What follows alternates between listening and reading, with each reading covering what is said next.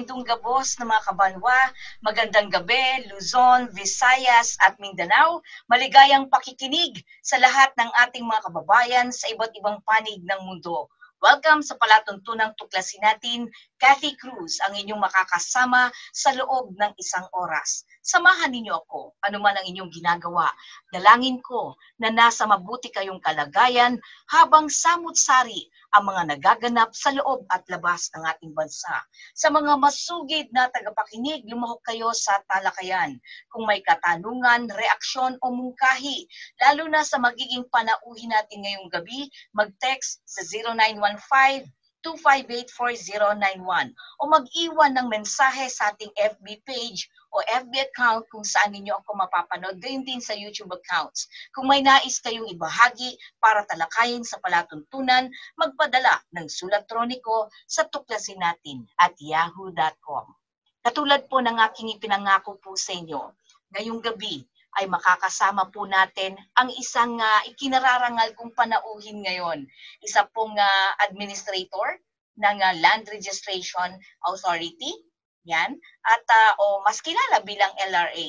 Actually po ang ating pong bisita taong 2017, May 10, nang itinalaga si Attorney Renato D. Bermejo ni Pangulong Rodrigo R. Duterte bilang administrador ng Land Registration Authority o LRA. Si Attorney Nat, na mas kilala po, ay isinilang sa Davao City noong July 1, 1974. Ang kanyang ina na si Remea Dacudao Bermejo, actually ay masasabi nating mula sa Dingle, Iloilo, at amang si Tito Francisco Garcia Bermejo ay mula sa Capiz at Davao Oriental. Ang kanyang karanasan sa pamahalaan ay hindi matatawaran dahil siya ay naging hukom o presiding judge noong 2013. Naging taga-usig ng kagawaran ng katarungan ng DOJ noong 2009. Naging acting chairman ng Police Regional Appellate Board noong 2006 at naging Department of Agrarian Reform trial lawyer o trial attorney noong 2003. Siya po ay pumasa ng bar exam taong 2001 at napasok sa mga pribadong kumpanya bilang isang abogado hanggang maging isang ganap na tagapaglingkod ng bayan. Pinagmamalaki niya na siya ay nagmula sa isang pampublikong paaralan mula sa Matina Central Elementary School. Nagtapos ng high school sa Holy Cross of Davao College, nagtapos ng kolehiyo sa Ateneo in Cagayan de Oro City at Davao City. Siya po ay isang bachelor's degree ng marketing and bachelor of laws degree. Siya po rin ay may sasabi nating master of law sa San Beda Graduate School of Law at siya po ay kumbaga ay nakapag-master din ng business administration sa Ateneo School of Business and Governance. Isang karangalan na panauhin ko ngayon mga kababayan, si Attorney Renato D. Bermejo, Administrator ng Land Registration Authority. Magandang gabi, Attorney Bermejo. Good evening, ma'am. Mukhang napakaganda ng inyong introduction sa akin. I am also proud to be of service to the public. Matagal na po ako sa gobyerno. And I am also proud to be isa sa inyong panauhin ngayon. Nung in-invite po ninyo ako,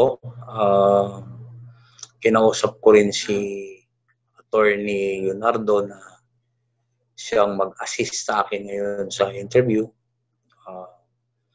Isa po siyang expert sa batas insofar as land laws. And also, of course, kasali na rin yung laws on registration. Karangalan ko rin po, babatiin ko rin si Attorney Manny Leonardo. Nasa linya po naman siya. Attorney Manny, pabatiin muna kita sa ating mga kababayan na nanonood po sa atin ngayon, Attorney Leonardo. Magandang gabi po sa inyong mga taga-panood sa inyong programa. At ako'y nagagalak na ako'y naisama ng ating butihing administrador ng LRA.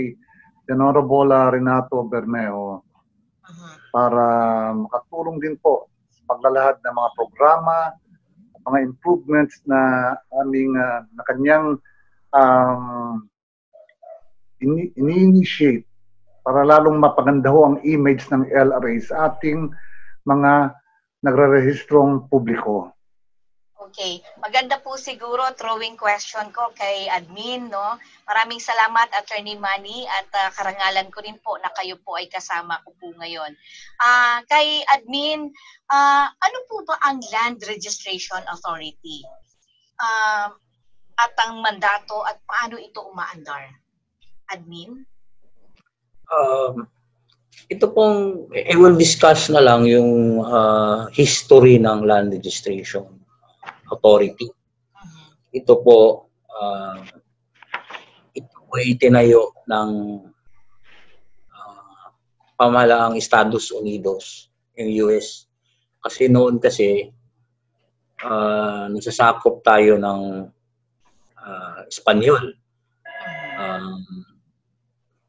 For ilang daang taon, hindi po nag-establish ang mga Espanyol ng land registration or land titling. Kasi during the Spanish time, we were under a Regalian doctrine. Alam po lahat ng mga nag-aaral ng batas niya, mga law student, ano yung Regalian doctrine. Ang ibig sabihin ng Regalian doctrine is lahat, ang buong Philippine Islands pa ang tawag noon, is owned by the King of Spain. Iisa lang ang may-ari. So, nasakop tayo ng Spain hanggang dumating yung United States dito sa Pilipinas. Silang pumalit na mananakop ng Pilipinas at nag-establish sila nagpasa sila ng batas. Ginamit nila yung Torrens system. Ang Torrens system naman din nanggaling din yan sa Australia. Yung si Sir Torrens, isang opisyal ng customs sa Australia. So doon, ang nangyari kasi dyan, may nagkaroon muna ng Treaty of Paris, December 10, 1898, na nilagdaan ng gobyernong Espanya at saka gobyernong Amerika sa France. Kaya tinawag na Treaty of Paris. That was on December 10, 1898. Binenta yung Pilipinas ng Spain sa United States of America. After doon, nag-establish na sila ng land titling. Lahat na pwedeng mag-own ng lupa at bigyan ng titulo. At dyan din po connected ang history ng Mindanao. Kasi sabi ng mga Amerikano, you go to the Mindanao, which is the land of promise. Doon, yung mga lupa doon, wala pang mga titulo yung mga tao. Kasi kabago-bago pa lang, in-establish yung land titling noon. So that explains why most of the people from Mindanao are from Visayas and Luzon. Mga 90% or 95% are Dayo. Isa na rin din kami doon.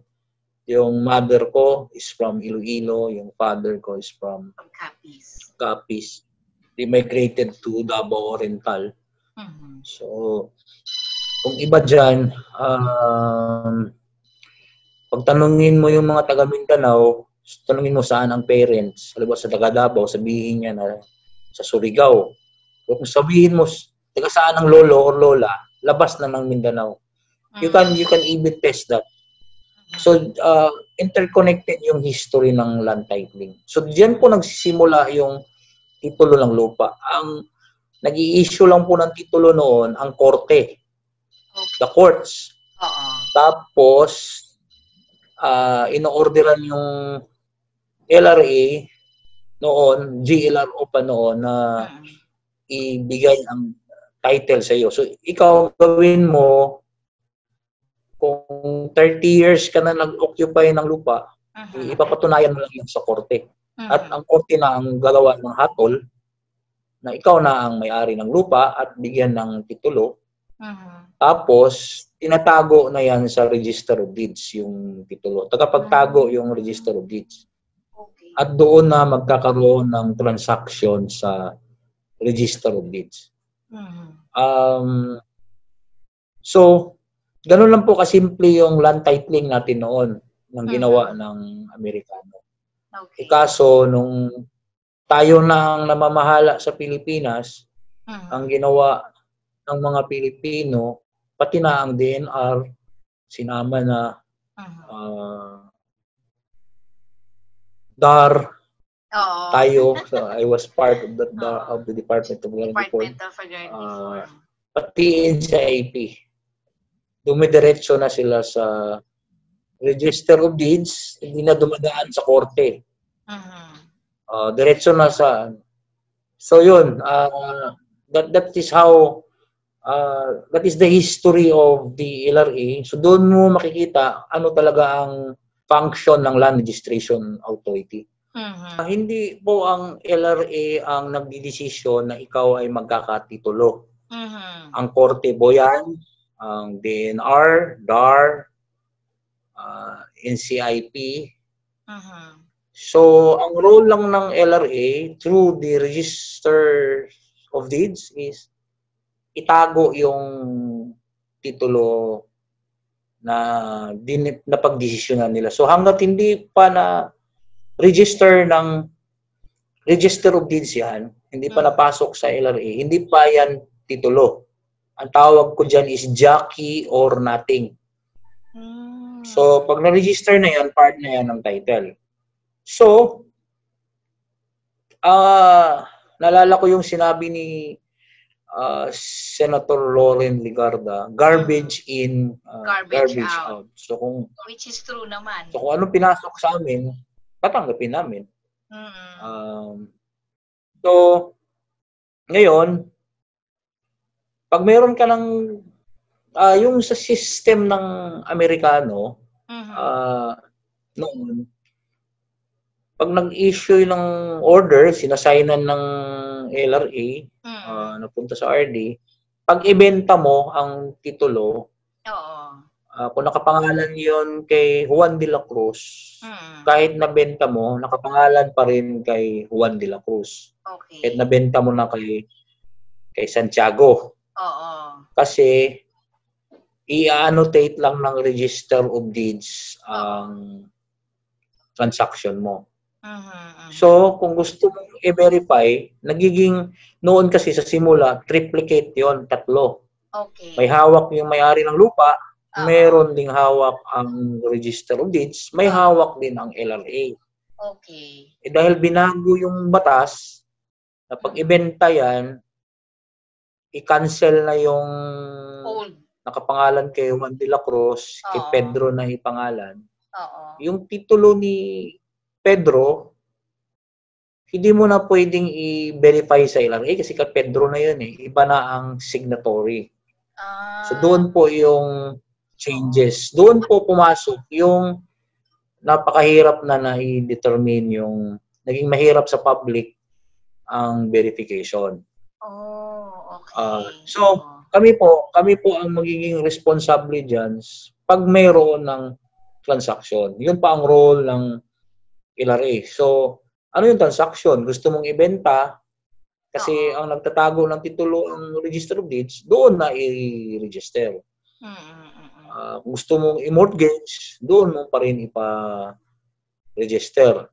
Kasi, pag hindi po naka-register yung transaction nyo, at hindi nyo kinuha yung titulo na ibinenta sa'yo, baka ibenta niya sa iba,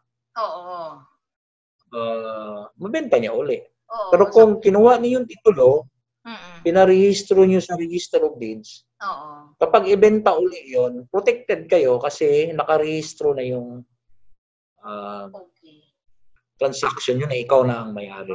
Ganun po ang role ng LRA. Register of Deeds. Sa transaction po, Tsaka safekeeping. na mas may malaking safekeeping at saka yung initial, yung landing ng title. Oo. Pero hindi po, gusto ko pong i-clear na hindi po sa LRA ang nagdidesisyon na kayo ay magkatitulo ng lupa. Hindi yung po pwede desisyon ng Korte pagmamay-ari po ng yan. lupa, korte po talaga, Hindi kami. attorney. Korte. Korte Oo. po talaga. Okay. So, kaya lang, pagdating sa LRA, in-examine ng buong LRA yan kung pwede. Kasi meron naman minsan na kahit na issue na yung ng korte, nagkakaroon tayo ng controversy na ayaw i-rehistro ng LRA. May mga ganun din. Very, very, very, very few instances. Pero anong dahilan po bakit ayaw pong i-rehistro ng LRA kahit po may desisyon ng korte? Ano yung mga grounds? Ang usual dahilan dyan, yung sinabi ko kanina na maraming nag-i-issue na. Meron ng DENR. Parang, oo, parang meron na una, Mhm. nagre-refuse ang Land Registration Authority. Yun lang naman ang the only objection. Yung iba, is, parang wala pa akong nalaman. So sa madaling So far, yun pa lang. sa madaling salita, Attorney Nat, nagkakaroon lang ng hindi pagpayag ng LRA na irehistro yan sa isang partikular na tao kung may mga issue na patong-patong nakita ninyo base sa pagbe-verify ninyo, patong-patong na pagmamay-ari na. Parang katulad po sa Payatas Estate, di ba? Ang dami pong patong-patong kaya nagdeklara din ang Korte Suprema na null and void lahat ng mga titulo na may mga hawak. Tama po ba ako, Attorney? Pwede pong pakipaliwanag ninyo. Anyway, I will explain and I will ask legal question na yan. I will ask Attorney Leonardo. I can explain better than me, but I will still explain initially. Okay. Siya lang yung magsabi ng details. Okay. Yung issue po yan, ang sa LRA naman po, ang nasa batas kasi, sabi ng Supreme Court, na yung issuance ng yung order ng court, magiging final yan upon the signature of the LRA, of the decree. Parang double finality ang labas. Nagpa-final sa court, tapos magpa-final na naman uli yan upon the signing of the decree. Ang tawag yun, indefeasibility of the title. Yan ang tawag sa mga abogado dyan. 1 year po yan upon the issuance of the decree of the LRA. Ang decree po, hindi po pareho sa title yan. Kambal lang po. Yun yung sinasabi kong triplicate. Yun ang copy ng LRA. So, pag na-sign ngayon ng administrator ng decree ngayon, ipapadala ng administrator sa Register of Deeds. I-enter yan ng Register of Deeds doon. So, ang pagbabasihan ng 1 year, yung signing ng decree ng administrator, hindi yung sa Register of Deeds. So, meaning, kahit na-sign na yung title, decree, hindi pa rin final yan, pwede pa rin baguhin. Kasi 1 year nga. Diyan po medyo nalilito 1 year yung dahil po posibleng may mag-contest.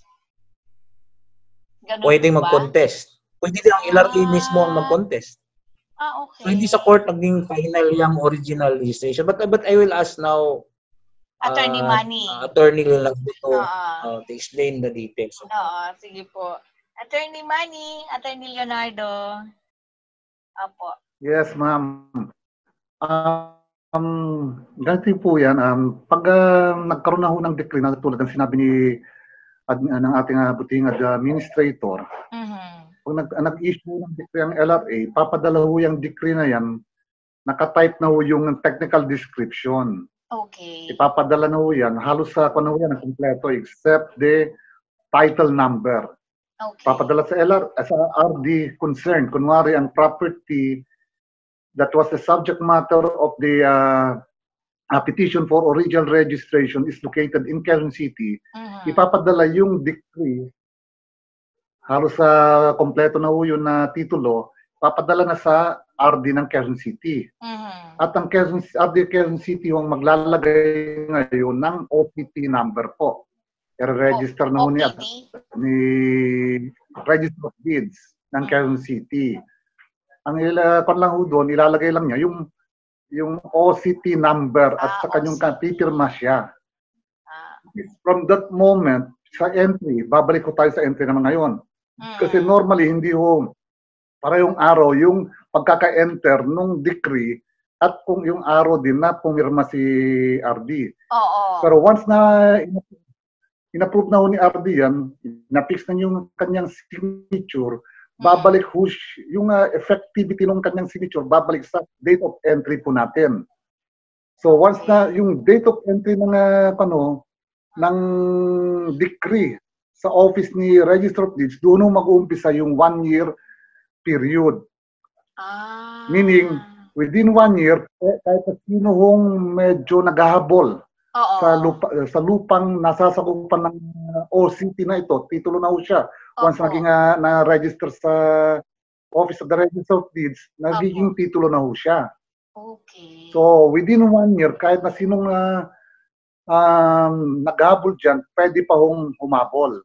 However, 1 year after the date of the entry, wala na ho, nagiging, tulad na ng sinabi ho ni Administrator, nagiging incontrovertible na po yung decree, nagiging incontestable. Hindi na po pwedeng.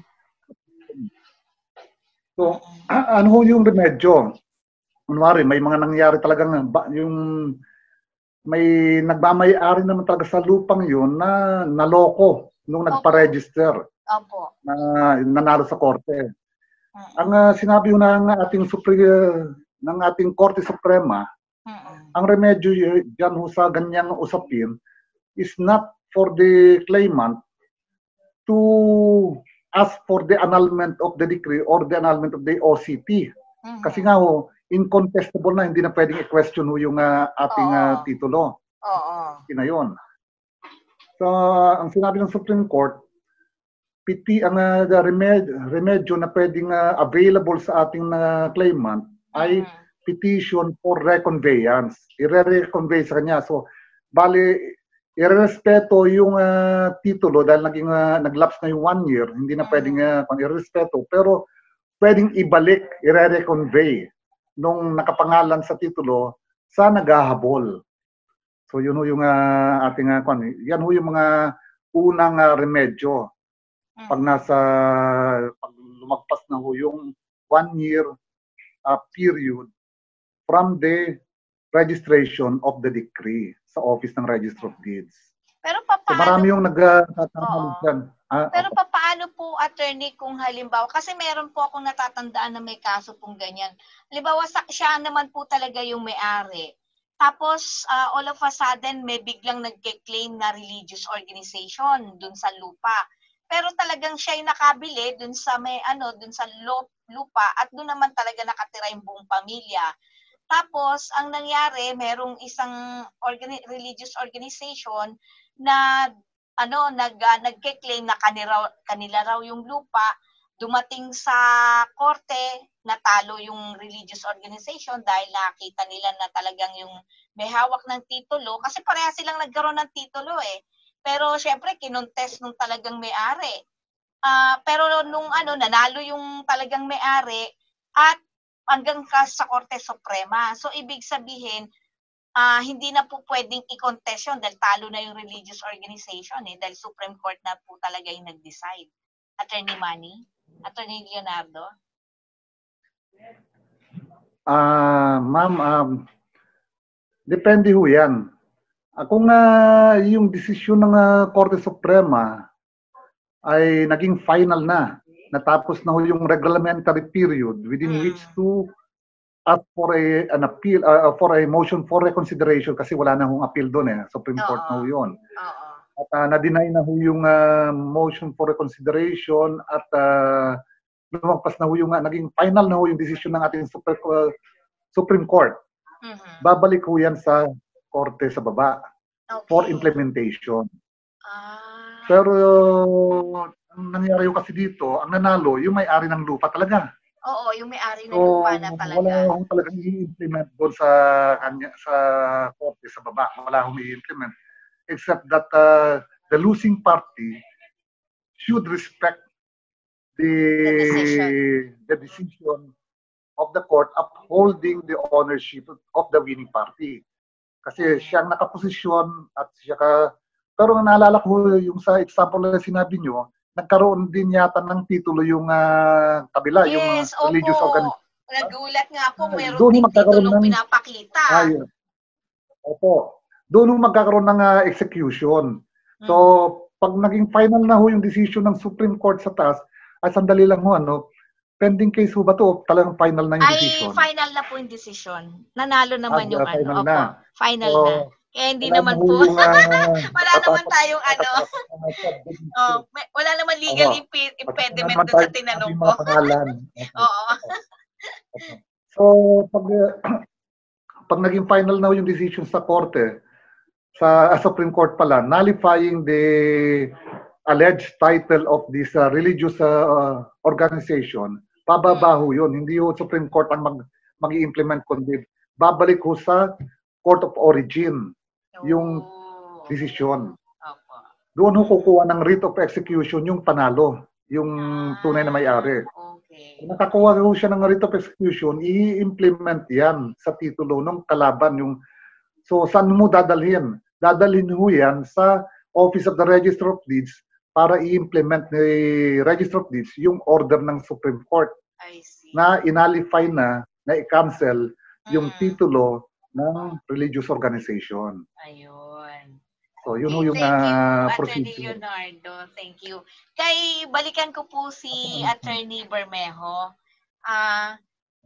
Attorney Bermejo, gusto ko lang din pong malaman, ano-ano po ba yung may mga klase o kategorya po ba ng lupa? Kasi di ba parang, ano ba to, yung pag-aari, may tawag po sila yung sa pag-aari po ng gobyerno, mga tawag dito, mga vacant lot, mga ganon. Hindi ko po masyadong alam, pero pwede po bang pakipaliwanag nyo sa amin, Attorney Bermejo? Admin?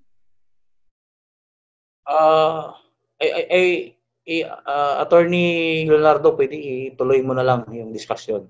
Okay. Paano lang yung si Attorney Leonardo po. Okay po. May tatlong klase ho ng lupa na sa ating bansa na minamanage at na-administer ng DENR. Sa akin po, nakabukas po ba?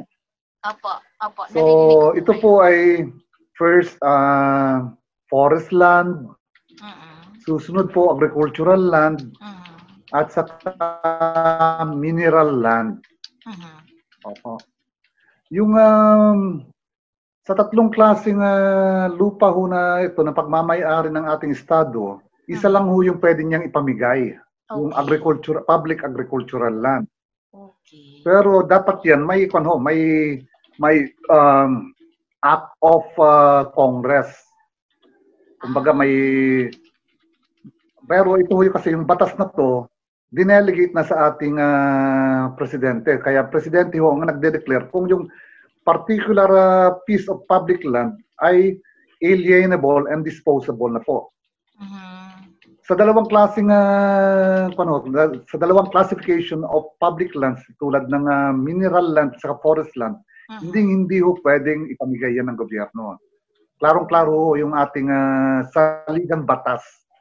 Okay. So ang pwedeng ipamigay lang ho yung public agricultural land. Mangyayari lang po yan pag nagkaroon ng isang action on the part of the government through Congress dati ho pero dinelegate sa presidente. At yung ang ating presidente naman sa mga depende ho sa hektarya at saka square meters, nagde-delegate na rin pababa hanggang sa director ng Bureau of Lands, depende ho sa area. So, may makikita ho tayo kung minsan nang nagpapamigay na ho ng ating mga public agricultural land, yung Senro. Hindi po ho ba? Oo. So, ano ho yan? May authority ho talaga yan. Galing sa authority na binigay ng ating presidente. Okay. So, yan lang ho yung yan lang yung klase ng public land na pwedeng ipamigay. Okay. May mga conditions ho yan na dapat ma-satisfy ng ating aplikante. Nakalagay ho yan sa Public Land Act. At saka lately ho, na-amend ho yan ng Republic Act 123, 10023. Okay. Dati ho, ang ating, nung panahon na hindi pa ho na-amendahan ng ating Public Land Act, yung recipient o beneficiary ng yung nag-apply, aplikante na-approve yung kanyang application, ay may restriction yung kanyang pagmamayari sa lupang pinamigay ng gobyerno sa kanya. Okay. At ito po, kuminsan may mga depende sa laki ng kanyang area o at saka classification din po ng kanyang patent na na-receive sa gobyerno, kung homestead, free patent, sales patent, depende ho. So depende rin po yung period of restriction, kung na pinagbabawalan siyang ibenta o i-mortgage yung kanyang natanggap na lupa sa ating gobyerno. Okay. So, pero lately ho, may bago tayong batas na nilabas ang ating Kongreso. Parang naging effective po yan noong 2018. Tinanggal na ho itong restriction na ito. Kaya pwede na hong magbenta ngayon yung mga holders ng ating patents without any restriction. Okay. At ginawang retroactive po to. So yung mga holders ng mga homestead patent na dati bawal ibenta within 25 years, nag-benefit din ho sila ngayon sa bagong batas na ito. So ibig sabihin ho niyan, kahit may restriction at bawal ibenta yan within 25 years from the issuance or from the issuance of the patent, pwede na po nilang ibenta ngayon. Well, anyway, maaring kung na nga ho yan, nag-lapse na. Di ba? Kasi mga 1992 kasi parang napigil ang pag-i-issue ng homestead patent. Attorney, gusto ko lang din pong maintindihan ng ating mga kababayan. Ano po ibig sabihin ng homestead patent at saka free patent po? Tapos may isa pa kayong binanggit, Attorney Leonardo. Sa ngayon ho kasi hindi na practical na pag-usapan siguro dahil nga wala na ho tayong na-i-issue ngayon. Ang wala na. Ng ating gobyerno ay residential patent na po. Depende po yan sa pinakamalaking area na pwedeng ipamigay ho ng gobyerno is 1,000 square meters. Pang residente na lang ho to, residential purposes. Hindi na ho yung hectare. Okay. So, pinakamalitong pwedeng ipamigay is yun, pwedeng bumaba ng 150 square meters. Dito sa highly urbanized cities, ang panahon natin dyan, ang cap natin is 300 square meters lang po. So, meron ng ano. So, dahil hindi na ho practical ngayon, parang ayoko na rin hong i-explain kasi hindi naman magagamit hindi na magagamit ng ating mga kababayan. Opo. Yung pong binabanggit nyo kanina kasi 'di ba may binabanggit kayo kanina na yung agricultural land na pwede pong ipamigay. Ngayon, ng gobyerno. Ngayon, kumbaga sa katulad na urban area, halimbawa katulad po natin dito sa city, may mga lupa pa po kasi tayo na masasabi natin na hawak pa rin po ng gobyerno, pero may mga naninirahan po. So ano po ang pwede nyo pong i-advise sa kanila dahil hindi pa po titulado yung kanilang mga lugar, pero nalaman po nila na pag-aari po ng gobyerno. Pwede pong pakituruan niyo po yung ating mga kababayan, Attorney Leonardo. Yung mga pagmamay-ari ng gobyerno ho kasi na dito sa city, ang dyan depende ho kung local government yung nagmamay-ari. O kaya, pero kung pa ho yan, public land, hindi pa ho natituluhan, So, kasi pag nga may-ari pa rin ng gobyerno yan, dito ho sa Metro Manila, parang with the exception of Malabon na Navota, siguro ho, parang lumalabas na wala ng public agricultural land doon. Kung may government property man ho, yung may titulo na in the name of the Republic of the Philippines or in the name of a particular local government unit. Sa mga panahon na ganito, ang dapat na yung mga taong nakatira ho sa mga ganyang lupa, ang pwede ho namin may suggest, they should make the proper representation with the national NHA. Yung panahon natin. Sila ho yung nagmamanage ho ng mga ganyang lupain ng ating gobyerno. Local man o ng, particularly itong national government pala. Kasi pag local ho, ang pwedeng ko pakausapin na po ng ating mga mamamayan ay yung local government unit concerned. Opo. At kasi po, although may tie-up ho ang ang ating National Housing Authority at saka mga local governments dito sa Metro Manila. So, if the title is registered in the name of the Republic of the Philippines, ang pupuntahan ho dapat ng ating mga mamamayan na nakatira ho sa property na yon ay ang NHA, National Housing Authority. Para sila po yung i-represent sila ng NHA na mabigyan sila ng i-award na ho sa kanila yon. O kaya mabigyan sila ng residential patent. Dito sa bagong batas ho na Republic Act 123, 10023, pwede ho silang mag-apply ng as much as large as 300 square meters. Pero pa isa-isa ho yan maproseso. Kaya mas maganda, grupo silang pumunta sa NHA. Okay. So ang suggestion nyo po mas marami, mas maganda. Opo. Mas mabilis. Residential patent po. Yes, ma'am. Ngayon sa local government, naman ho, minsan it's either may programa yung local government unit concerned na pabahay, doon na sila papasok yung ating mga mamamayan na nakatira sa lupain ng local government unit concerned na yan.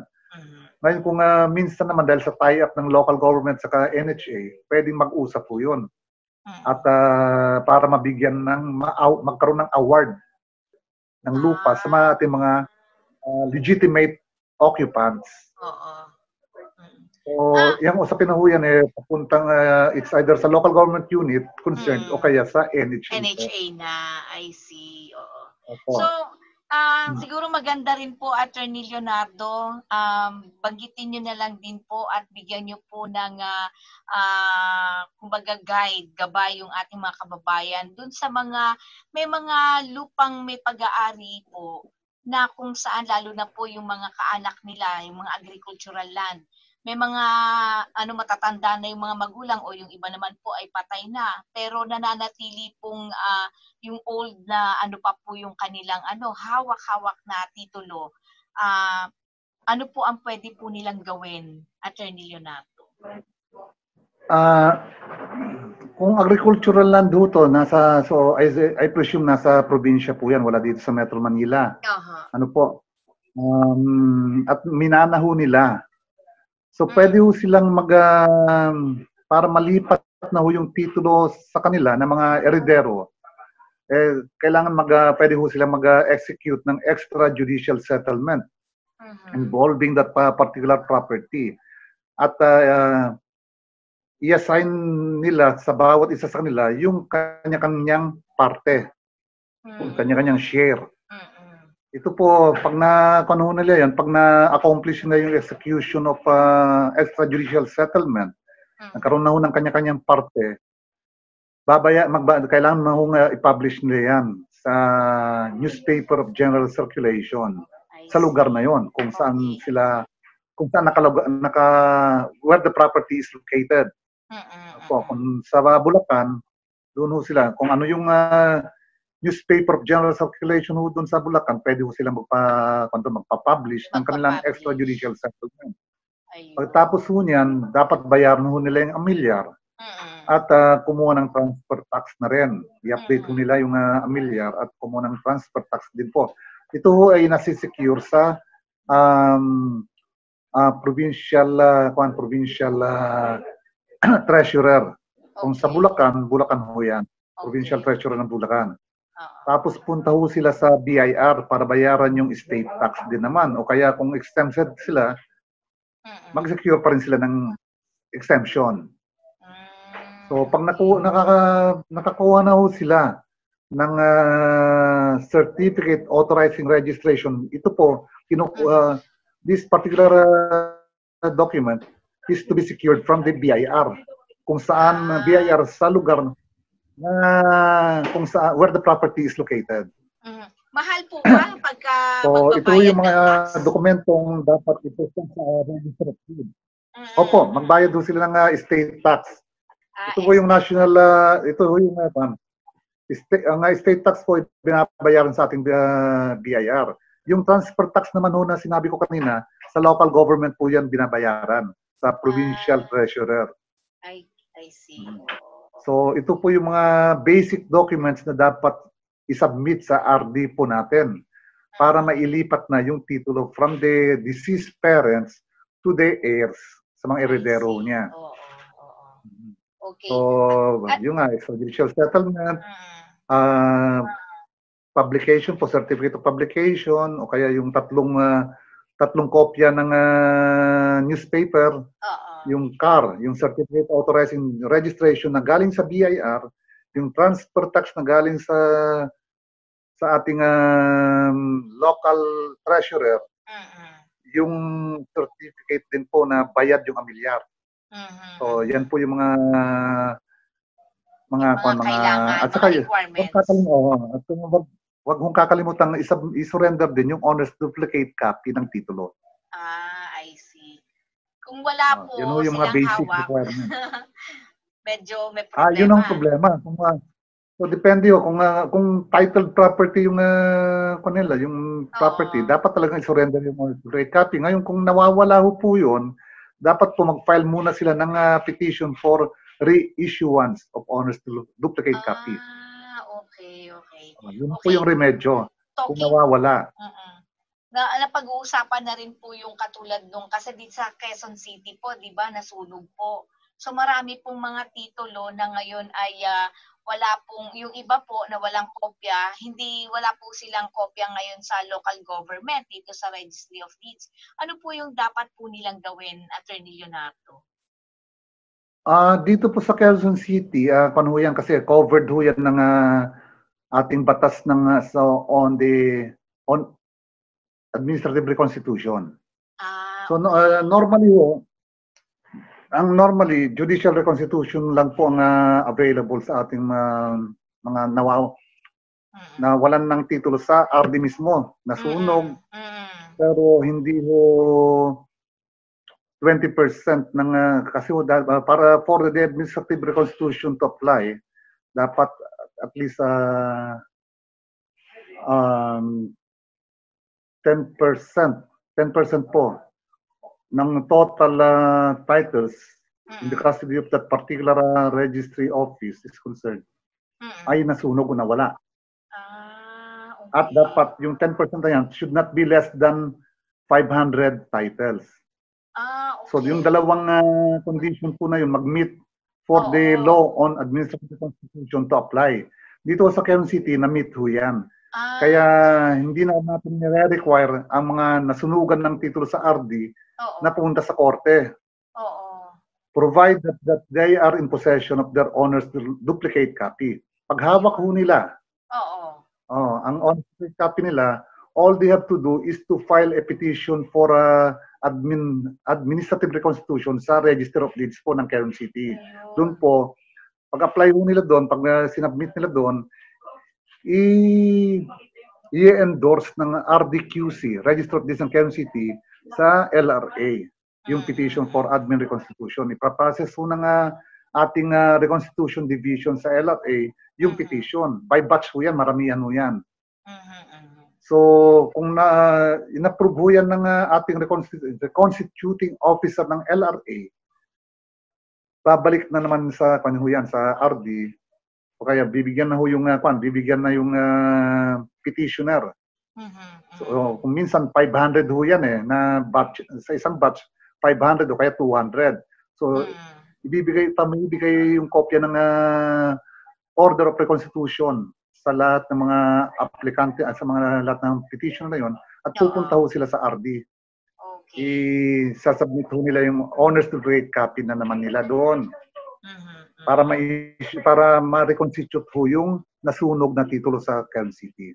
I see. Nako, alam nyo, basihan mo doon yung honors to grade copy. Honors, Ganito po, lang, pag wala ho yung honors to grade copy, ang remedyo yan pupunta sa korte ang ating nasunugan.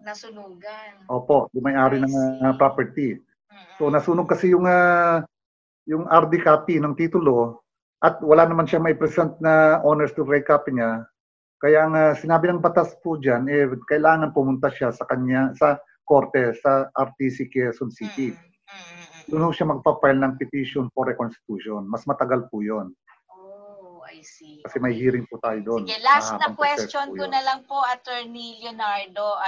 Alam niyo po, sa totoo lang, ang dami pong pumapasok na mga text. Pero again, gagawin ko po siguro sa inyong regular po itong mga pagtatanong para po regular po tayong magkaroon ng programa, kumbaga LRA hour every week at least, para po mabigyan natin at ma-address natin, matulungan natin yung ating mga kababayan, Attorney Leonardo. Bago ko po kayo tuluyan na bitawan, gusto ko lang pong itanong sa inyo, huli na lang po to, para dun sa mga pamilya po, kasi alam nyo naman po sa, like for example in Quezon City alone, marami po tayong mga tinatawag nating walang titulo na lupa, pero matagal na po silang nakatira, yung iba po mga 1970s pa po nakatira o 1980s. Paano po sila pwedeng magawa po nila na maisaayos ang kanilang paninirahan, lalo na po kung hindi po nila alam kung saan po sila magsisimula, na alamin kung sino po ang may-ari at kung gobyerno po ang may-ari, paano po ang kanilang gagawin. Attorney Leonardo. Ma'am, parang may misimpression. Opo. Okay, tayo po ay muling nagbabalik sa ating palatuntunang tuklasin natin. At katulad po ng sinasabi ko po sa inyo kanina, kausap po natin ngayon si Attorney Manny Leonardo, kung saan ay kasama po rin natin siyempre ang administrator ng Land Registration Authority, walang iba kundi si Attorney Renato ng LRA. Anyway, sige, check po natin. Si Attorney Leonardo ang makakausap po natin. Mamaya po ay babalikan po natin si Attorney Bermejo para po ibigay ang kanyang mensahe. But for now, kay Attorney Leonardo muna po tayo. Attorney Leonardo. Opo. Ukol po sa inyong huling katanungan kanina, bago tayo maputol, ang pwede kong i-advise sa ating mga kababayan na nakatira sa Payatas area ay sumangguni ho sila sa National Housing Authority. Kasi alam ko po, itong NHA ang government agency na humahawak o nag-administer at nagmamanage ng area na yan, yung sa particularly the Payatas area. Yung mga claims ng ating mga kababayan na nakatira doon, yung kanilang issues of possession. Kaya pinakamaganda hong pumunta ho sila, isanggunin lang kanilang suliranin sa Payatas sa ating mga authorities from the NHA. Ayun. Ngayon usapin naman ng mga bagong programa na ino-offer ng ating ahensya ng LRA. Marami yung nailabas ho si administrator ngayon na kanyang kinunceive tulad ho ng TPN. Yung TPN, Transaction Preview Notice. Kasi ho pag narinig ho ba? Opo. Ang TPN is for Transaction Preview Notice. alam mo nyo, sa ating batas po kasi, every time, once na lumabas yung isang titulo at may pagkakamaling na commit sa pag-i-issue ng titulo na yan, kailangan para makorek natin yung pagkakamali, kailangan dumaan sa korte. Oh. So napaka-cumbersome Masalimuot. Oo. Buot na proseso dahil kailangan dumaan pa yung Maria, kunwari Maria, instead na buong Maria MA ang na-type. Exactly. Kailangan dumaan ho sa korte yan. Opo. So, bukod sa masalimuot, magastos pa sa ating mga kababayan. Exactly. So, ang nagawa ng nakita ni administrator po itong parang injustice na to. So, he came up with the TPN or the transaction preview notice na binibigyan namin yung aming mga clients, yung mga nagpaparegister sa amin na i-preview yung may pre-encoded na ho kasi yan na pag-enter ng transaction in code. Binibigyan namin ng preview yung client para makorek niya. Makorek ho niya, siyang makorek ng possible errors sa lalabas na titulo. Dito, wala pang titulo, pero ito yung posibleng lumabas. At pwede ba pakikorek, pakibasa mo at i-correct mo kung may pagkakamali. Correct.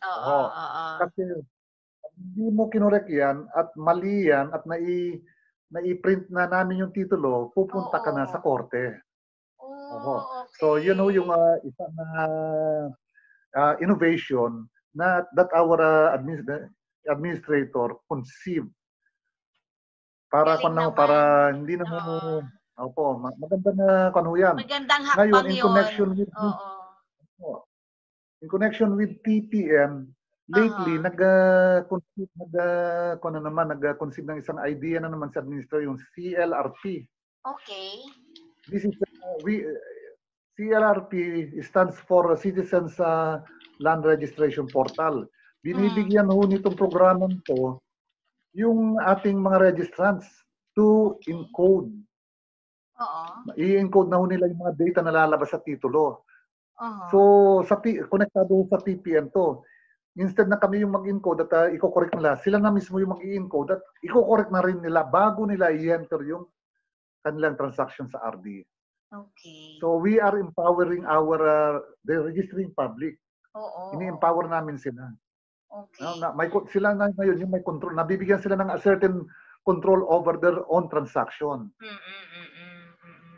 Para hindi hindi na kumbaga pag nagkamali kasalanan na nila. Hindi na masisisi ang LRA.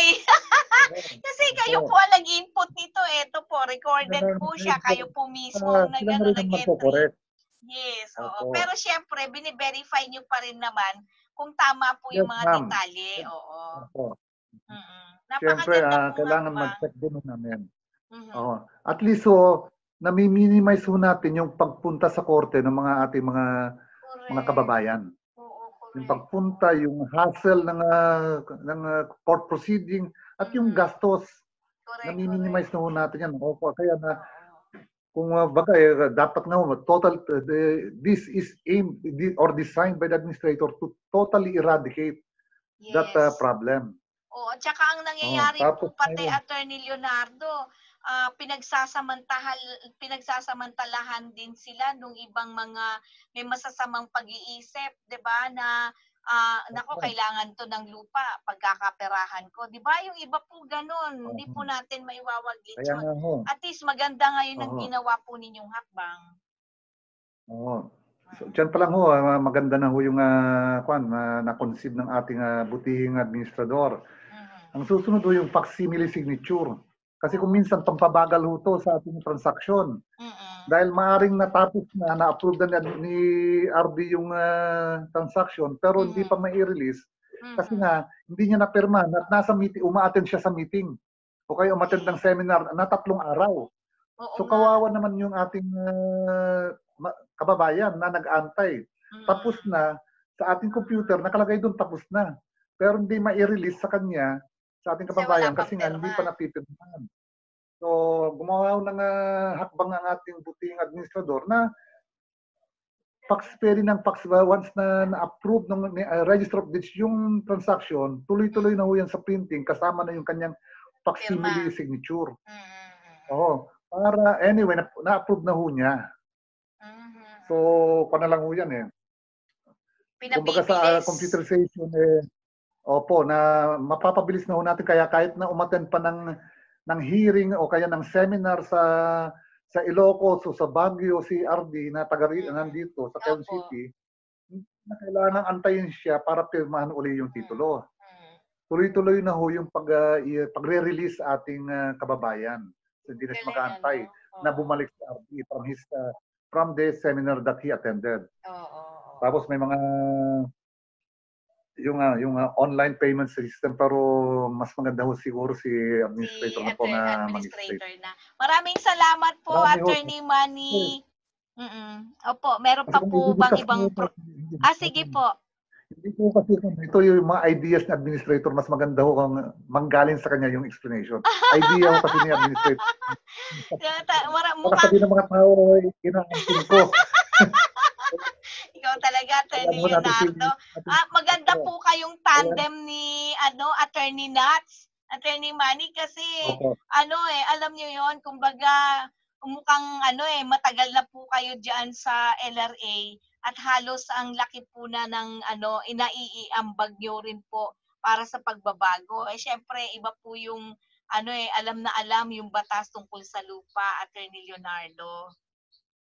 Sige po, bigyan ko po ng pagkakataon si Admin Nats para po ipaliwanag yung iba pa pong programa. Maraming salamat po, Attorney Leonardo.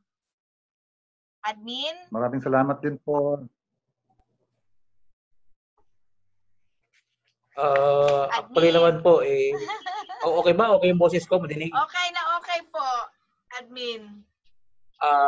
Ang naman natin is it is a product of consultation naman. Okay. Isa din si Leonardo sa mga tinatanong ko diyan. Kumusta so po? Itong sige po, go ahead. Yung CLRP at saka yung dalawa kasi yung excuse me. Sige po.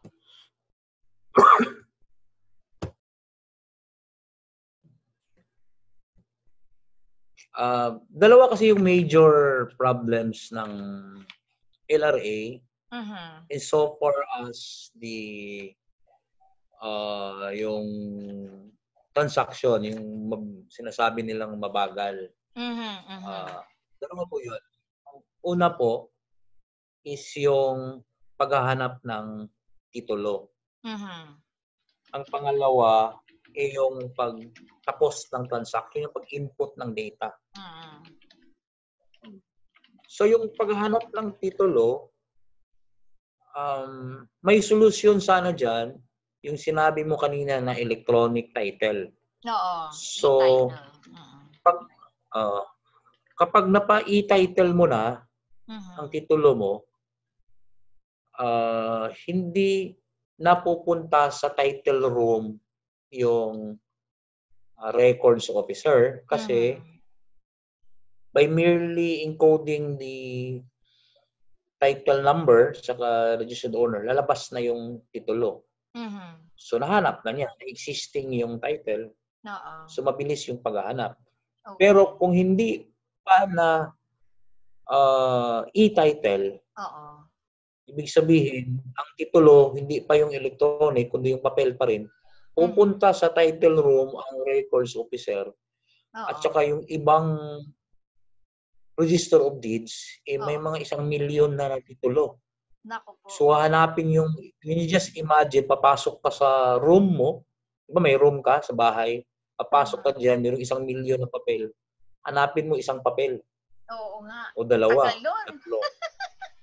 Matagal yun. So, yun po lang isang problema na nakapagpatagal ng transaksyon, yung paghahanap ng titulo. Kasi kailangan mahanap muna ang titulo bago matuloy yung transaksyon. Kasi kung walang title, ibig sabihin, mag-file ng reconstitution kung talagang may titulo ka. Okay. So, gumawa tayo ng solusyon dyan.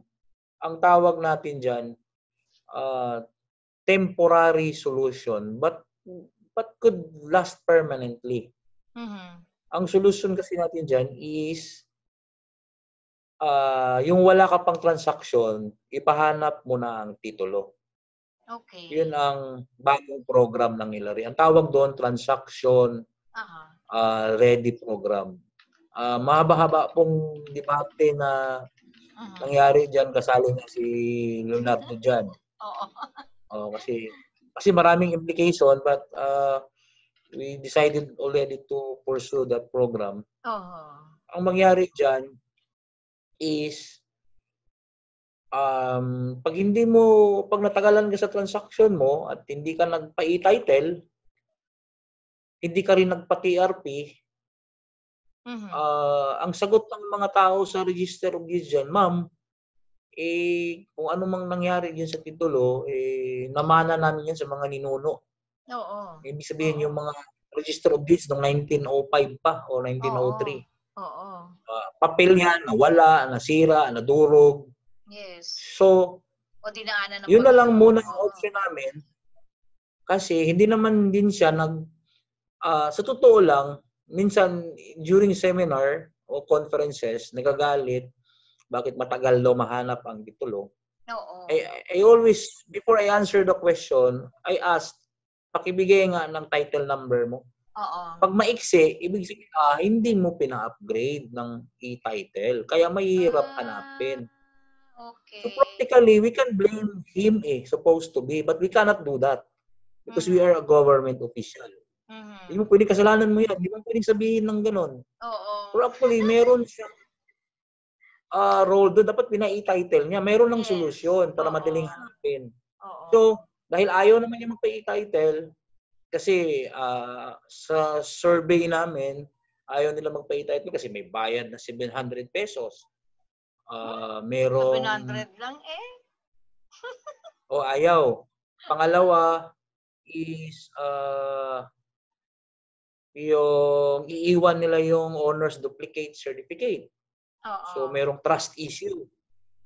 So ngayon gumawa tayo ng title ready program na walang bayad. Pangalawa, hindi mo kailangan iiwan ang titulo mo. I-ready lang. So kung ayaw mo pa-electronic, parang ang comparison yan, ma'am. Parang may meeting ka ng 1 week from now. Ngayon, ayaw mo gumamit ng sasakyan. So, wag naman siguro magsimula ka pa maglakad. Kung gusto mo maglakad, magsimula kung kailan ang meeting. Hindi ka makakarating. So, ang remedy mo na lang, 1 week before, magsimula ka na maglakad. Parang gano'n ang concept. Kasi ayaw mo magpa-e-title. So, inaalaw na lang namin para hindi naman lumabas na sinisisi natin ang public. Kailangan government tayo pa rin nagawa ng paraan. Gawa na lang kami ng paraan na kasi ayaw mo magpa-e-title, isimulan mo nang ipahanap. Baka meron kang transaction next year. Ngayon pa, ipaayos mo na. Yes, paayos inaalaw na. I see. Yun ang remedy. Para kumbaga, na lang yung practical remedy. Kasi ayaw mo man ng program namin. Paglilinaw ko lang din siguro. Kasi, tignan niyo po kung tama yung understanding ko. Ang alam ko po kasi dati sa e-title at natatandaan ko, parang ang may ginawang LRA noon na lahat ng mga titles dyan na available sa inyo ay iniscan at inilapat yung cadastral description at dun nga may mga natuklasan kayo na may title pero hindi tama yung mga description na nakalagay. Can you explain further at lahat ba, kasi medyo naguluhan ako dun sa sinasabi niyong e-title na nag-iniscan lahat yung mga mga titulo na nandyan sa inyo na available per record ninyo at tapos yung dun sa kung ano yung hawak ng ating mga mga kababayan natin na may titulo. Can you explain? Parang nag-rumble yung nalalaman ko. Attorney Nat. Ganito po yan, madam, ma'am. Mhm. Ang title po is, ang sabi kasi ng batas, kailangan makita muna ng Register of Deeds through the records officer na existing pa yung title. Okay. Ay, yun kasi ang mandate ng batas eh. So, pag na-scan yung titulo, yung na-scan na image, hindi yun ang title. Okay. Although na-scan na namin ang title, hindi sa title kasi picture lang siya ng title. Okay. Ang titulo, yung papel pa rin. Okay. Yun kasi ang sabi ng batas.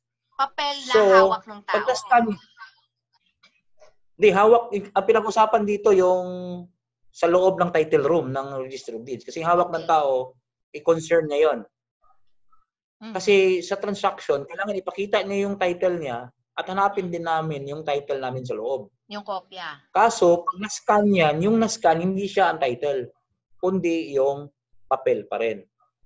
So yan ang limitation ng scanning kasi yun ang sabi ng batas. Para maging electronic title siya, is dapat we should create a title in the database. Yun. So gagawa, ang itsura talaga, title talaga. Okay. So meron siyang, yung title na yun, magkakaroon siya ng sariling duplicate. So i-print yung duplicate niya. So yung title na hawak mo, ang kambal na niya ngayon, yung electronic title. Kasi pareho talagang itsura niyan. Although hindi siya mahawakan. Yun ang electronic title, hindi mo siya mahawakan. Ngayon, yung hawak-hawak mo na title na dati, na ang kambal niya papel, isauli mo na silang dalawa, i-cancel na silang dalawa kasi may bago ka ng title, yung electronic title. Ang hawak mo, hindi electronic title ang hawak mo. Duplicate electronic title. Duplicate of the electronic title. So yun ang concern. Kaya minsan hindi nila maintindihan, na-scan nyo na yung mga titulo, bakit papasok pa kayo sa title room para hanapin? Ina-scan na yan. Kasi hindi naman yung title ang na-scan, yung nasa room. Ngayon, sasabihin na existing yan. Parang tao din yan. Pag may picture ka ng tao ngayon, hindi ibig sabihin bukas buhay pa yan. Picture lang naman yung nakita mo eh. Picture It's lang the image nakita of the mo title. eh. Oo. Pero hindi mo But alam the law, kung existing pa siya. Unless we will amend the law that will allow us na pag nakita mong scan image, pwede na. Sabi kasi ng batas, title mismo ang makita. So we cannot go beyond the law. Mukhang oo. Yung mga gumawa ng batas, medyo parang ginawang komplikado. That time kasi, yung batas na yan, wala pang electronic title na kaya ganon. Wala pang computerization ang ginawa yung batas. Kaya nga, kami si Leonardo may dinadraft na rin na batas na i-recommend kasi meron na, kaya lang siguro mahirap to ngayong panahon, COVID, iba naman ang priority ng Congress. Actually, meron kaming ginagawa ni Leonardo dyan, ni Attorney Leonardo. Meron pang na-drop si Leonardo na yung proposed law. Gusto ko lang i-inform dito na pag na-scan na yung title, at pag nawala yan, pwede na ang LRA ang mag-reconstitute kasi na-scan na. Para may gamit yung scan na yan. Yes. That was drafted by Attorney Leonardo. Kasi I am also supporting that draft. Kasi sinabihan ko nga si Leonardo, pakihanapan mo nga ng baka mayroon tayong mapropose na batas. Kasi pag wala na talaga kami magawa dito, aakyat tayo sa Congress. Yun na lang talaga. Kasi kahit itago pa yung titulo, maging useless yung pagtatago niya kasi mabilis lang naman ma-reconstitute kasi nakascan na eh. So pag na-scan na yun, useless na yung taguan ng mga papel dyan. Kasi dyan nga talaga ang pinaka-issue sa e-title. Bakit dapat magpa-e-title lahat? Para hindi na mahawakan yung titulo. Kasi kung papel pa yan, pwedeng itago yan, pwedeng punitin, pwedeng masira, pwedeng mas malaking chance na hindi sinadya yung nalipat-lipat, Kung meron mang Oo. loko-loko dyan, mahirap. Di ka man, Oo, at saka mahirap naman bagyo, sana. kung may kalamidad I am not supposed, Mm. hello ma'am? Kung may kalamidad I'm not po. supposed to say that, pero Mm. may nangyayari naman talaga. Pero hindi masyado problema yung calamity, ma'am eh. Bihira mangyayari yan. Talaga. What the danger is yung sinasadya. Yun ang delikado. Oo. Yun nga. I cannot say, pangit naman sabihin ko na ginagawa ng mga opisyal yan. Hindi ko naman dapat sabihin. Pero posible kasi eh. Yes, correct. Tsaka maraming sumbok na gano'n na mayroong binubunot na titulo. Tinatago, ini-hostage. Yes. Opo. Hindi yan proven, pero yan ang we have to consider that. Even if, marami pong tao naman di ba kayo, may nadidinig kayo niyan, ma'am? Di ba meron din kayo nadidinig ng kilala gano'n? po akong tao na naapektuhan po ng ganyan. Attorney Nat. O kaya nga, kung napa-title yan, makeup kasi, hindi nga ako dapat magsabi ng ganun. Kaya lang, baka hindi maintindihan ng public bakit kailangan magpa-title. Hindi dahil sa sunog, hindi araw-araw nasusunog ang register of deeds. Hindi para sa sunog ang i-title. Para din yan sa mga empleyado na hindi na mahawakan. Oo. Kasi at yung saka title protection ng ng iba, ma'am, talagang may-ari. kasi totoo man, protection. Kasi ikaw, yung title mo, tinatago mo. Nilalagay mo sa bangko, sa safety deposit box. Kung saan mo tinatago. Meron pa yung yung vault. Vault. Yung titulo yung iba mo. ganon. Samantalang ang kambal yan, nakalagay lang sa title room. Na nakapatong 1 million doon, nakasaksak lang doon. So kung pumasok yung empleyado doon, mahahawakan. That's the very purpose. Kaso naman, hindi naman kaya nga DLRA hindi totoong fully computerized. Dahil magiging fully computerized lang ang LRA kapag nagpa-i-title lahat. Hindi naman. Okay. Wala akong nabihira masyado nagpapa-i-title yung individual. Bangko lang yung tsaka developers konti. So dapat pala tuloy-tuloy ang kampanya natin, Attorney Nat, sa ating mga kababayan na may mga hawak pa na original para maproteksyonan din ang kanilang kasiguraduhan na bukod sa yung masira siya pero posibleng mawala ng yung mabunot o whatever na mangyari na siya rin ang maapektuhan. Samantalang kung naka-e-title na siya, sigurado siya, assured siya na ang kanyang dokumento ay kinikilala mismo ng LRA dahil meron kayong e-title na nakatala sa pangalan niya. Tama po ba ako, Attorney Nat? Yes, ma'am.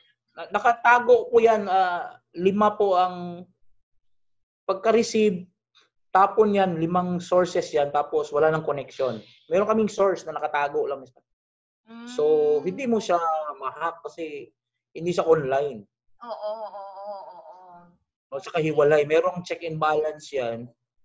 So, ayan po ang trend sa mga mayayaman na bansa. Gumagaya lang naman tayo, kaya lang nahihirapan tayo dito. Oo, kasi nga yung iba natatakot. As a temporary remedy, yun ang ginawa namin. Nagkaroon ng title ready program na at least napanatag ka na nahanap nila o buhay pa ang title ko. Parang ganon. So kung may transaction ka next year, simulan mo na ngayon. So yun ang isa sa nakapagpabagal. Ang pangalawa, ma'am, yung pagtrabaho mismo, yung pag-input sa title. Kasi ang nag-i-input kasi, ang traditional kasi na process natin, ang nag-i-input, yung empleyado, yung opisyal ng gobyerno. Sila ang ganun naman talaga. So, ang citizen, may karapatan ka lang magsampa ng kasong administrative or criminal case kasi hindi inaayos yung transaction mo. Kasi nasa total control ng opisyal ng pamahalaan. Yes. Kaya gumawa tayo ng panibagong sistema na mawala na yung total control. Sabi nga ni Attorney Leonardo, ma-eradicate yung total control ng empleyado. So, naging dalawa na ang karapatan. Ginawa natin ngayon, 2 na ang karapatan ng mamamayan. pwede siya magsampa ng kaso sa opisyal pag hindi inayos, Oo. at pwede na siya na mismo ang gagawa sa transaction niya. Yun yung sinasabi ni yung Attorney transaction preview notice at saka yung Hindi, CLRP. Citizens yan. Land Pareho Registration yan. Portal. Oo. Oo, dalawa yan. Connected yan dalawa, yung Connected. transaction preview notice. Sa nangyari dito, ma'am, ongoing na ngayon, meron na pumapasok sa amin na transaction na ginamit na ng mga bangko. Kasi nag-training ng bangko. Kasi ang training natin yan, ma'am, madali lang, walang analysis. Tinuturuan ka lang saan hanapin yung data encode mo. Halimbawa, tatanungin ka doon, consideration, value consideration. O sabihin doon, Tagalog yung instruction, hanapin mo sa deed of sale, nandoon yung value consideration. So, walang analysis yun. Ganun lang po ang training. Nag-training kami. Basic lang. Mga 2 hours lang ang training. Pero merong updating yan. So, mangyari dyan, mawala ng, hindi na siya totally control. Kasi kung siya lang ang pwede mag-encode, ma'am, makontrol niya. Bagalan ko to, hindi ka magbigay. Ganun yung, di ba, wala ka. Kasi nasa power mo yung control eh. Ikaw. Exactly. Pero ngayon, hindi na. Kasi kung bagalan mo, di ako na lang mag-encode. Bagal mo. So, without eliminating the right to file an administrative case. Hindi naman nawawala yan eh. Kasi, in fact, we wanted to prevent filing administrative case. Para, ikaw kung hindi na, di ba bakit naman nating hayaan na abusuhin yung empleyado at saka i-encourage natin magsampa ng kaso yung mamamayan, di ba? Hindi magandang senaryo yun. Why not prevent that? Why not prevent the abuse and prevent the filing of cases? So, may power ka. Kung ibagalan mo yung transaction, di ako na mag-encode. Yung system na yan, ma'am, nilabas namin, ma'am, ganun din, para kamukha, mirror po yan ng system na nasa loob. Okay. Para ka na rin government employee dyan. Para ka na rin opisyal ng gobyerno. Tapos, yung sinabi ni Attorney Leonardo kanina, pwede mo pang i-correct kung may mali. So, tapos, maliban pa sa feature na ito, ma'am, is, pagkatapos mong i-encode, i-print mo. I-print mo, mayroong barcode, yun ang i-read sa RD, babasahin yung barcode. Nakasulat pa doon, ano yung requirements. Documentary requirements na hanapin mo. Kung ano yung computer na magsabi. mo. Tsaka, ngayon, ina-update namin, anong gawin mo para hindi ka maloko. Yung due diligence required para hindi ka mapeke, nakasulat na doon. Na kailangan puntahan mo sa place. So, may website po ito sa LRA? May isang okay. CLRP, www.clrp.com.ph. Ayan, pakinggan nyo po ang sinabi ni... May training din doon. Pwede kayong pwede kayong mag-volunteer, ma'am, mag-training. Sige, ma'am. 2 hours lang naman. Sige, sir, opo. Titignan ko pa ba? Mamaya po ay tutunghayan ko po yun kung i-allow nyo po. Ipatawagan kita kay Jeremy. Opo. Jeremy Oy. Opo. Para yung tatay niya, taga-China. Taga-China ang tatay niya. Opo. Kukontak ka para i-schedule ka sa training. Sige po. So, yun po. Opo. Tapos, anyway, opo. Ang pangatlong feature, itapusin ko na lang, is yung pwedeng mag-correct ka. So, yung issue na yon, yung sa requirements, ma'am, para yun na kung sakaling hindi kayo magkaunawaan sa requirements, so baka may idagdag na requirements, so hindi na yung mangyayari kasi nandoon na sa computer program. At saka yung mali sa encoding, ikaw na nga nag-encode, you can also participate. Tingnan mo na naman kung may mali. Para yung iba kasi sinasabi, helpless naman kami pag magkamali kayo. Wala kaming magawa. So ngayon, may magawa kayo na correct. You can participate kasi you are in fact interested eh. So we are empowering you. At saka, hindi naman po to anti-employee ng LRA kasi malaking tulong to sa amin, sa mga empleyado. Kasi, sabi nga ng iba, nababawasan yung trabaho nila na mag-encode. Tsaka maiiwas sila sa tukso. Oo. Diba? So yung trabaho nila mabawasan. Oo. Mabawasan din. Tapos, pero para meron silang time sa mga ayaw mag-avail ng CLRP. Kasi pwede pa naman din, hindi namin tinatanggal yung Karapatan. traditional, Oo. na ayaw mo mag-encode, di pwede, pasok ka doon, dabaan ka sa the usual process. Oo. So meron ka lang pass lane, parang gano'n lang. Kung Oo. gusto mong nagmamadali ka. Merong pagpipilian ng tao. And we are really pleading to the banks and the developers na dumaan dyan. Kasi pasalamat naman kami na they are responding. Kasi sila kasi yung mga volume na transactions. So kung pag sila dumaan na doon, may time na yung mga empleyado natin para sa mga ordinary citizen. Kasi pagpasok nila, biruin mo 1,000. So, ikaw na sumunod doon, ano pa yun sa'yo? Oo nga, correct. Anyway, last message na po, bago ko kayo tuluyang bitawan, sabihin nyo lang po kung sa ating mga kababayan, kumusta naman po ba ang serbisyo ninyo sa LRA ngayong new normal po tayo? Syempre may COVID pandemic. Tuloy-tuloy po ba ang serbisyo ninyo, Attorney Bermejo? Attorney Nat? Oo. Yun nga, ito namang program natin, although January pa ito natapos, meron ng counting changes. Kaya napapanahon din po sa pandemic kasi nababawas yung time nyo magpunta doon sa register of deeds kasi hindi na kayo tagal doon. Kasi iiwan nyo na lang doon tapos ma-barcode din ang encode ng matagal. Isa din po yun. Kaya lang, meron po tayong mga registries of deeds na nagla-lockdown kasi mayroong nag-positive. So, isa po yan sa problema natin. Okay. So, damay-damay po to lahat sa pandemic. Yun nga. At tapos, we are continuously working naman po.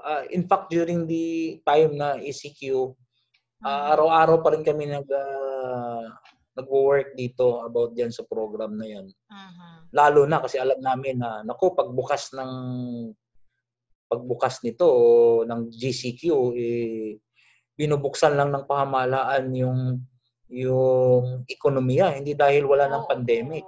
Opo. Kundi dahil hindi nakakayanin ng government pakainin yung mga tao lahat. Yes, opo.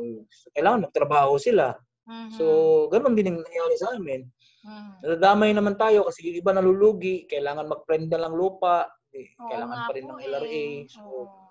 So we have to, at least they can do it on their own. So sa amin lang naman, sana magtiwala tayo sa ating pamahalaan, magpa-title kayo.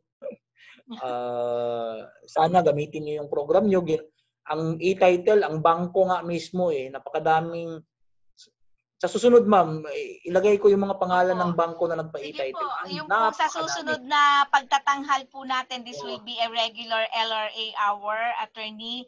If okay po sa inyo, every Thursday we will do it para po mapakinabangan ng ating mga kababayan. Kung may video po kayo na gusto po ninyong i-share para po sa ating mga kababayan, willing po ako na i-include sa ating interview.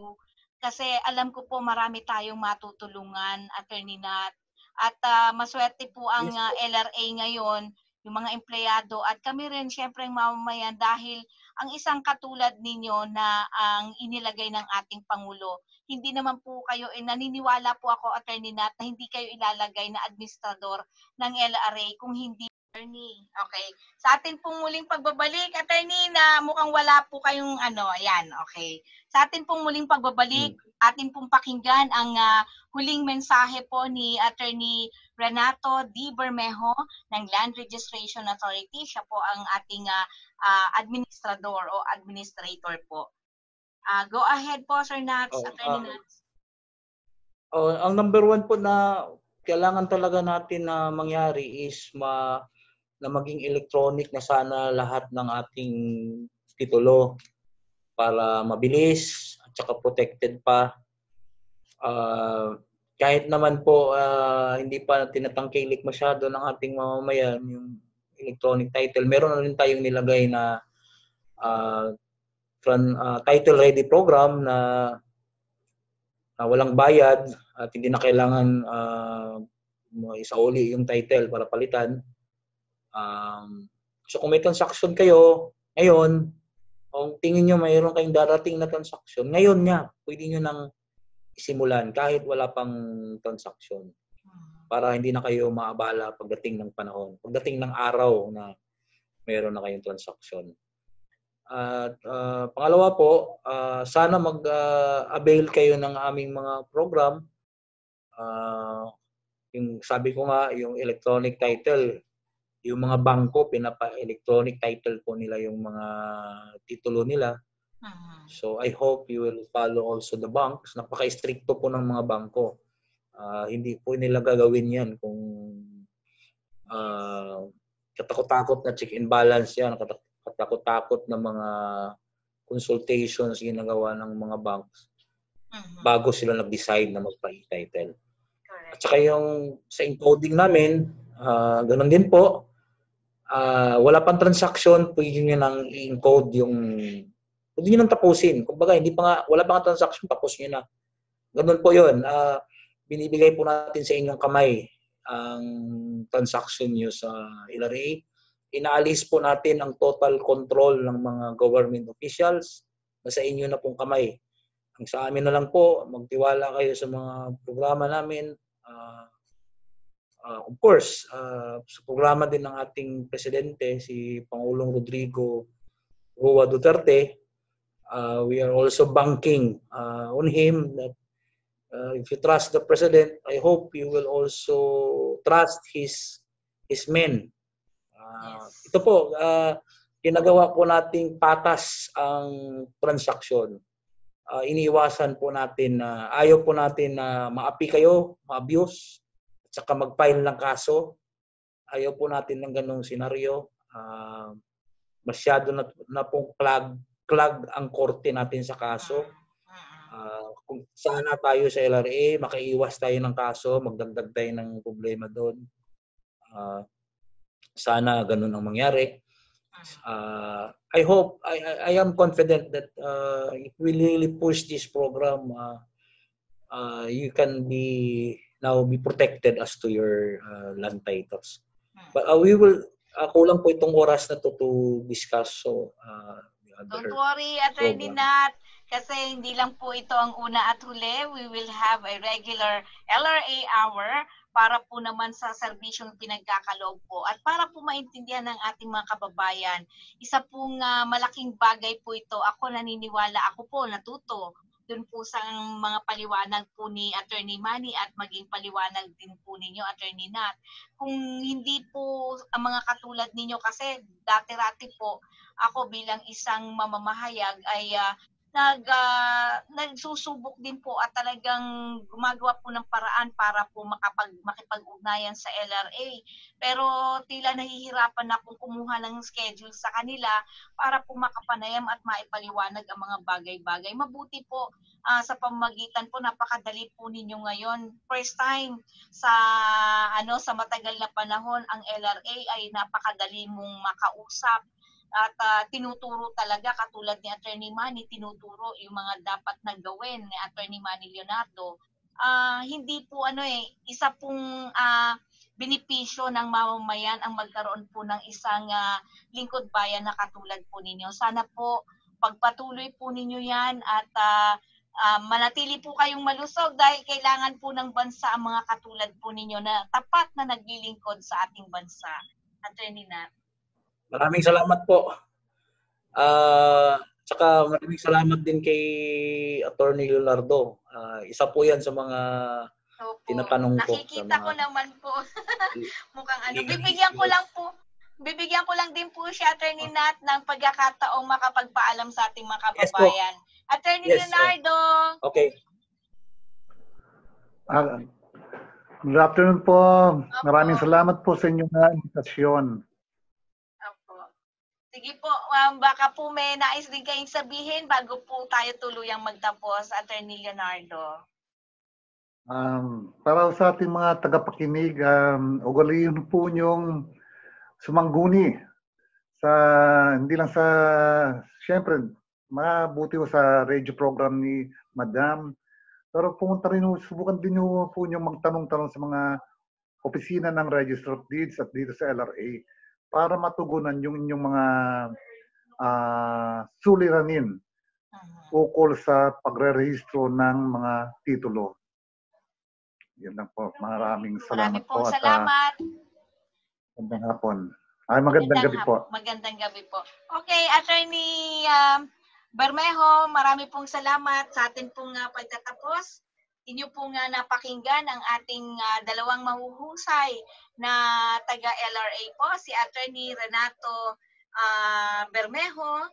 Siya po, katulad ng sinabi ko sa inyo, hindi po matatawaran ang kanyang serbisyo po sa pamahalaan, kaya din po si Attorney Manny Leonardo. Maraming salamat po sa inyong dalawa, Attorney Nat. Pwede pong pakibuksan po yung inyong mga camera para po makita po kayo sa huling pagkakataon. Attorney Bermejo. Okay, thank you. Thank you po. Thank you po. Thank you po. Thank you, thank you. Thank you for inviting us. Thank you. See you next week. Bago po tayo tuluyang magtapos, nais ko lang pong batiin ang ating mga masugid na taga-subaybay kay Levy Mercado at sa kanyang mahal na ina na si Nanay Rosalina Mercado. Magandang gabi po sa inyo. Kay Edna Ranigo Takadena at ang kanyang buong pamilya ng Quezon City Treasurer's Office. Gayon din sa atin pong kumpare na si Johnny Abante ng GST Department of Agrarian Reform, kay Jane Adriano ng Quezon City Council, kay Chat Garido Ocampo, kay Attorney Albert Ocampo at kay Tita Zuzi Ocampo ng Los Baños, Laguna. Magandang gabi po. Keep safe po, mag-ingat po kayo, manatili po kayong malusog. Kay Tita Jovi Prudencio rin ng Project 3 Quezon City, kay Nelia Gutierrez sa Bicol, sa aking pong mga kaibigan diyan sa Department of Agrarian Reform sa Quezon City Hall. Di ko na po kayo iisa-isahin. Napakadami niyo po kung tutuusin na patuloy po nga nakikinig sa atin. Kaya Ate Eloy, Estella, maraming salamat po sa mga sa pagiging magkaibigan natin. At hindi lang po sa pagiging magkaibigan natin, syempre sa mga ibinabahagi po ninyo na karanasan po ng inyong pong asawa sa seafarers, yung ating pong mga seaman po dyan. And of course, sa lahat ng ating mga kaibigan mula sa Novaliches, hello, magandang gabi. Kay Ate Baby Roque at Larry Bernardino ng Novaliches, kay Ate Prima at kay FN Irabon at Jose Poker Pangilinan, magandang gabi sa inyo. Yung grupo ng Small Power Utilities Grupo, mas kilala bilang SPAG, mula Itbayat, Batanes hanggang Sitangkay, Tawi-Tawi, magandang gabi sa inyo. Kay Ma'am Corazon Baluyot ng Batan Nuclear Power Plant, sa grupo rin ng FICTAP o Federation of International Cable TV and Telecommunication Association of the Philippines, ang grupo po ng FFCCCI. Maraming salamat kay Sir Henry Limbonyong, kay Wilson Flores, magandang gabi sa ating Kamuning Bakery. Kumusta na? Namimiss ko na ang masarap na tinapay nyo dyan sa Kamuning Bakery. Sa grupo pa rin ng ating mga magsasaka mula sa National Confederation of Irrigators Association o NCIA, lalo na kay Castle Berbonto at kay Manang Flor Estanislao ng Hulupilira Rizal. At hindi ko rin pwede kalimutan yung ating si Edwin Paraluman at Reynaldo Cabanao mula dyan sa Mindanao. Hello, kumusta po kayo? Yung ating mga grupo dyan sa PFAB, Philippine Farmers Advisory Board. Hello po sa inyong lahat. Napakarami, pati yung ating pong mga engineers, ang Women Engineers Network, si Engineer Lemmy Rojas ng former President po ng Philippine Society of Mechanical Engineer. Hello po. At syempre sa aking bagong kaibigan mula sa Our Lady of Lourdes of Novaliches. Hello po. Yung pong may-ari dyan na si Ma'am Lou Ocampo. Actually, siya po ay masasabi na siya po ay taga-Guagua. At pero meron po siyang eskwelahan dito sa Novaliches. At siya nga po ay siyang presidente ngayon ng Syrup to Miss. Yan. Sa susunod po na pagtatanghal natin, isa sa mga pagtatanghal po ng tuklasin natin ay atin po siyang makakapanayam. Anyway, Katulad po ng sinabi ko po sa inyo, maraming salamat po sa lahat ng sumusubaybay. Doon sa mga hindi ko po nababate, pagpaumanhin niyo po. Pero don't worry po, please text me 0915-258-4091 at sa susunod po na pagtatanghal ko ay babatiin ko po kayo. Marami pa po akong hindi nababate, yung po nga nagbibigay po ng mensahe sa atin pong mga Facebook account. Don't worry po, nakikita ko po kayong lahat at tignan po natin kung paano po tayo magkakaroon ng ugnayan sa susunod na panahon. Ginagawa ko lang po, inaayos ko lang unti-unti ang ating pong palatuntunan kasi we are daily naman. Kaya lang sa bawat araw na ang dami po ngayong nagbabahagi po talaga at maswerte po tayo dahil ang ating pong mga kababayan mula sa mga opisyal ng ating pamahalaan, maging sa lokal na pamahalaan, at gayon din po sa mga NGOs po natin, mga professionals po natin, ay hindi po tayo nahihirapang humingi ng oras para po sila ay makapanayam. Kaya asahan po ninyo, napakarami pa po nating tatalakayin dito sa ating palatuntunan. Okay, maraming salamat sa lahat ng mga nakaagapay natin ngayong araw. Sa ating nakapanayam na si Attorney Renato D. Bermejo, Administrator ng Land Registration Authority, at ang kanyang assistant na si Attorney Emmanuel Leonardo. At salamat din sa lahat ng mga nagbigay ng kanilang mga text messages at reaksyon sa ating pong talakayan. Gayon din sa pamamagitan po ng sulat kroniko na pinahatid niyo po sa akin upang talakayin ang mga nais po ninyong pag-usapan dito sa ating palatuntunan. Huwag po kayo mag-alala dahil hinahanapan lang po natin ng tamang taong magsasalita o eksperto po na pwede pong maipaliwanag sa atin ang mga bagay-bagay na nais po ninyong pag-usapan.